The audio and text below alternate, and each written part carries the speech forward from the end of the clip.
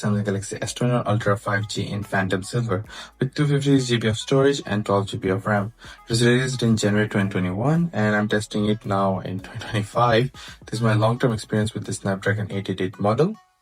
I'll be talking about what's still great, what's showing its age, and whether it's still worth picking up right now.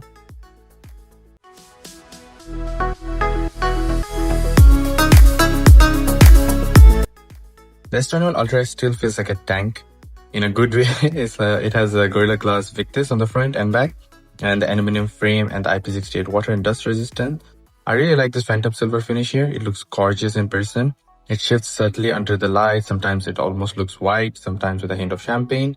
It hides fingerprint really well, but the matte glass, it can still pick up fine scratches over time. But it's one of my favorite color, to be honest, among all the other colors other than the brown bronze one. At 227 grams, it's heavy and you can literally feel the weight after one long-handed use. The camera housing blends into the frame, and I really like this design of Samsung's contour cut design, which looks cleaner than the Note 20's separate bump. Overall, it's a premium and solid finish, but definitely it's on the bulky side of things.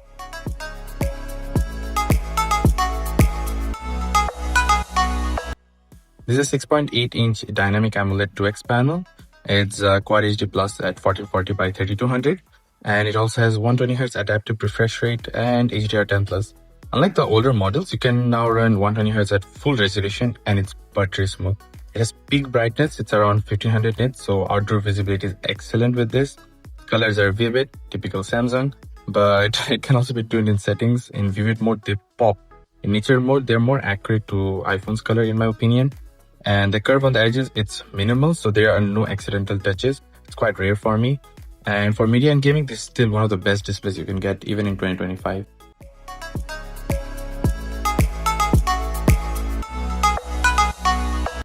My unit runs the Qualcomm Snapdragon 888 with 12 gigs of LPDDR5 RAM and UFS 3.1 storage. In day-to-day use, it's still fast. App launches, multitasking, animations are smooth. Heavy games, they run well. Through the Snapdragon 888 can still get warm under sustained load. On One UI 6.1 with Android 14, you can get Samsung's latest features including improved multitasking, DeX, and enhanced camera controls. It's not quite as efficient as new Snapdragon chips, but for most tasks, it still feels flagship grade. Gaming is smooth at high settings in titles like PUBG Mobile, Genshin Impact. Even though the phone warms up after extended play, the stereo speakers alongside is amazing. I've had my fun times playing games in this device, and I really enjoyed the smooth animations, and also the 120Hz is amazing. It's a plus.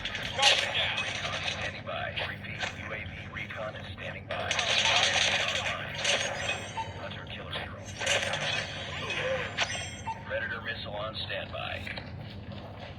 Enemy sight. Target down.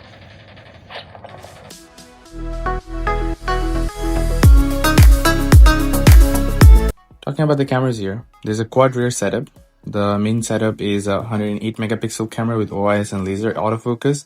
Second is a 12 megapixel ultra wide with 12 pixel autofocus. Third is a 10 megapixel telephoto with 3x optical zoom. And lastly, the 10 megapixel periscope telephoto with 10x optical zoom. The selfie over here is a 40 megapixel with PDAF. In good light, the main camera produces detailed, vibrant shots with wide dynamic range. The dual telephoto system is still impressive. The 3x for portraits, 10x for distant subjects, and up to 100x digital zoom. If you really want to push it, capture the moon and etc. Low light performance is strong with night mode, though some processing can lean towards brightening and also smoothing the image. Video is excellent, up to 8K at 24 FPS and 4K at 60 FPS for all the lenses.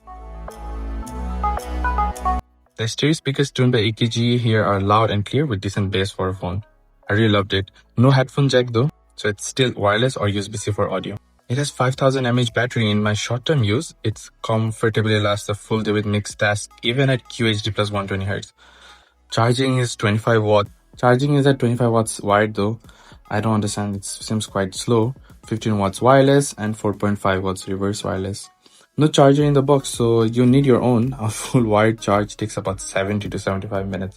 That's quite a long time compared to the other devices in 2025, and also the wattage for the charging capabilities of devices nowadays. You do get Wi-Fi 6E, Bluetooth 5.2, NFC, USB-C 3.2, and ultra-wideband. The ultrasonic fingerprint reader is fast and reliable. There aren't any micro SD slot as well, so storage is fixed. Choose your poison wisely. In 2025, the Galaxy S21 Ultra in Phantom Silver still feels premium, with one of the best displays, a versatile camera system, and solid performance from the Snapdragon 888.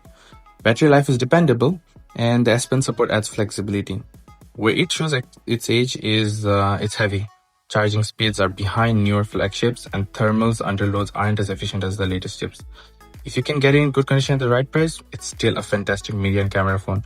As a daily driver, it holds up, but if you want an absolute fastest performance and charging, newer models actually have the edge for it. And yeah, that's about it for me. Thank you so much for watching. If you have any other comments or would like to know further, do let me know in the comments below. Thank you. Bye-bye.